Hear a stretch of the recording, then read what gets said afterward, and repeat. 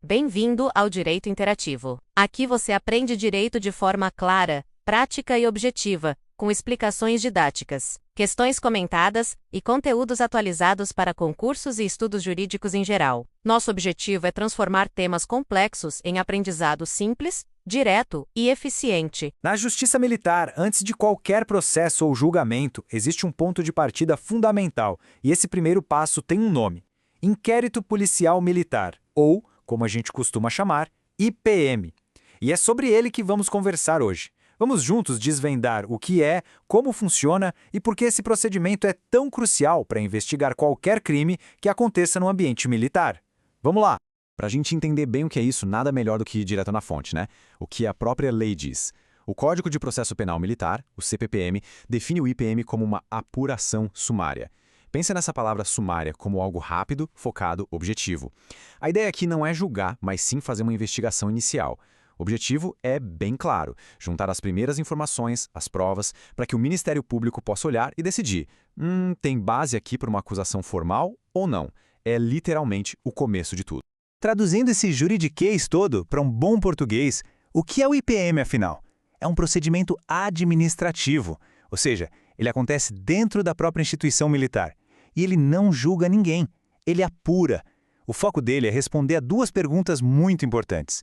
Primeiro, aconteceu mesmo um crime militar? E segundo, quem é o provável responsável por isso? As respostas para essas perguntas vão formar o alicerce, a base de qualquer ação penal que venha depois. Bom, para a gente organizar as ideias, nosso roteiro vai ser este aqui.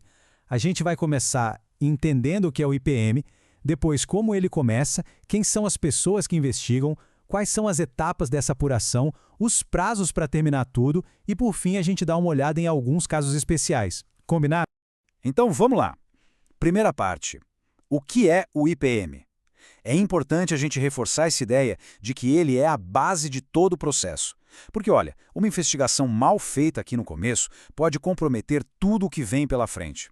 Agora vamos para a nossa segunda parte, o início e a instauração do inquérito. Ok, a gente já sabe o que ele é, mas como é que uma investigação dessa sai do papel? O que precisa acontecer para dar o pontapé inicial em um IPM? E o interessante é que um IPM pode nascer de várias formas diferentes. Não tem um caminho único. Ele pode começar por iniciativa da própria autoridade militar, que a gente chama de ofício. Ou pode vir uma ordem de um superior, uma requisição do Ministério Público, ou até mesmo um pedido da própria vítima. E olha que legal, até uma apuração mais simples, uma sindicância, pode acabar virando IPM se no meio do caminho aparecerem indícios de um crime. E para esse ato de ficar sabendo do crime, existe um nome técnico, uma expressão em latim que a gente ouve muito no direito: notitia criminis. Traduzindo ao pé da letra, significa notícia do crime. É exatamente isso. É o momento em que a autoridade competente toma conhecimento de que um possível crime aconteceu. É a faísca que liga toda a engrenagem da investigação. E essa notícia do crime pode chegar de 3 jeitos diferentes. Pensa assim: a imediata ou espontânea é quando a própria instituição militar, na sua rotina, no seu dia a dia, descobre o fato. A imediata é quando alguém de fora, tipo a vítima ou uma testemunha civil, vai até a autoridade e comunica o que aconteceu. E por último, tem a coercitiva, que é a mais direta de todas. Ela acontece quando alguém é preso em flagrante. Não tem notícia mais clara que essa, né? Avançando então para a nossa terceira sessão. Agora vamos falar das pessoas por trás do IPM. Quem é a equipe de investigação? Quem são as figuras que carregam a responsabilidade de conduzir um procedimento tão sério e importante? A condução de um IPM não é feita de qualquer jeito, não. A lei define direitinho quem faz o quê. E, basicamente, a gente pode dizer que existem 2 responsáveis principais por essa tarefa. Vamos conhecer cada um deles. O primeiro e o mais importante é o encarregado do IPM. Pensa nele como o cérebro da operação, o oficial que comanda toda a investigação. E a lei diz que, sempre que der, essa função deve ser de um oficial de posto, no mínimo de capitão.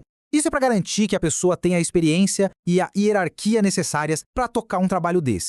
E as tarefas do encarregado são muitas. Ele é quem coordena tudo.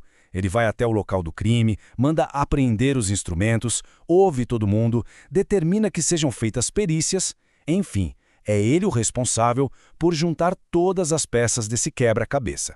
E trabalhando lado a lado com o encarregado, a gente tem o escrivão. Se o encarregado é o cérebro, o escrivão é a memória da investigação. É ele que tem a missão de documentar absolutamente tudo, de passar os depoimentos para o papel, de organizar os documentos, de garantir que cada passo do inquérito seja registrado e formalizado. E a dinâmica entre eles é bem clara. O encarregado emite um despacho que nada mais é do que uma ordem. Por exemplo, ouvir a testemunha fulano de tal. Aí o escrivão vai lá, cumpre essa ordem e depois registra tudo numa certidão, dizendo, olha, a testemunha foi ouvida no dia tal. É um ciclo de comando e registro que garante a organização e a legalidade do processo. Agora a gente chega no coração da nossa conversa, as etapas da apuração. Já sabemos o que é o IPM e quem o conduz. Mas e na prática? Como a investigação se desenrola? Qual é o passo a passo? Esse fluxograma aqui é um mapa excelente do processo. Tudo começa com a portaria de designação, que é o documento oficial que diz, ok, o IPM está aberto. A partir daí, as coisas começam a andar. Se nomeia o escrivão e começam as diligências, que é ir atrás das provas, ouvir as pessoas, juntar documentos, pedir perícias. No final de tudo, se produz o relatório que é enviado para a Justiça Militar decidir o que fazer. Uma etapa fundamental é a oitiva, que é o ato de ouvir as pessoas. E a ordem aqui não é aleatória, tem uma lógica. Geralmente se começa ouvindo a vítima, depois as testemunhas e só por último o indiciado. Sabe por quê? É uma questão de justiça, de ampla defesa. Assim, o indiciado tem a chance de ouvir tudo o que foi dito antes para poder construir a sua defesa da forma mais completa possível. E aqui tem um ponto que confunde muita gente. Investigado não é a mesma coisa que indiciado. O investigado é só uma suspeita, uma possibilidade. Os indícios ainda são frágeis. Já o indiciado é quando as provas começam a convergir, a apontar para uma provável autoria. O indiciamento é um ato formal que mostra que a suspeita sobre aquele militar ficou bem mais séria. E na hora do interrogatório, o indiciado é protegido por direitos que são fundamentais. O mais famoso, claro, é o direito de ficar em silêncio para não produzir prova contra si mesmo. Ele também tem o direito de ter um advogado presente. E um ponto essencial: se ele decide ficar em silêncio, o interrogatório acaba ali. Qualquer tipo de pressão para que ele fale é ilegal, é crime de abuso de autoridade. Bom, a investigação andou, as diligências foram feitas e o inquérito está chegando na sua reta final. Agora é hora da gente falar de prazos, do relatório final e de como esse procedimento todo se encerra. O tempo é um fator super importante, ainda mais quando alguém está preso. Se o indiciado estiver detido, o encarregado tem um prazo bem curto e rigoroso para fechar o inquérito. São 20 dias, contados a partir do dia da prisão. Agora, se o indiciado estiver respondendo em liberdade, o prazo é maior, 40 dias. E se a investigação for mais complexa e precisar de mais tempo, a autoridade militar superior pode autorizar uma prorrogação por mais 20 dias. É um fôlego a mais para não deixar nenhuma ponta solta. Com o prazo cumprido, o encarregado prepara o relatório final. Esse documento é a grande síntese da investigação. Ali, ele vai descrever tudo o que foi feito, quem foi ouvido, o que foi descoberto e, no final, ele dá a sua conclusão técnica. Se na visão dele há indícios de crime, de uma infração disciplinar mais leve ou se não há nada. O relatório pode até mesmo sugerir a prisão preventiva do indiciado. E aqui tem um ponto fundamental sobre o poder da autoridade militar. Mesmo que o relatório do encarregado diga, olha, concluí que não houve crime aqui, ele não pode simplesmente pegar o processo e arquivar. O artigo 24 do Código é muito claro. A decisão final de arquivar um IPM é sempre da Justiça, depois de ouvir o que o Ministério Público tem a dizer. Isso garante um controle externo e a imparcialidade de todo o sistema. Para a gente fechar, vamos passar pela nossa última sessão, casos especiais e exceções, porque nem toda apuração de crime militar segue exatamente esse rito do IPM. Existem situações em que ele pode ser dispensado ou até substituído por outro procedimento. A lei também é eficiente. Se o crime e o autor já estão super claros, tudo provado por documentos, por exemplo, não faz sentido começar uma investigação inteira do zero. Nesses casos, para agilizar o processo, a lei permite que o IPM seja dispensado.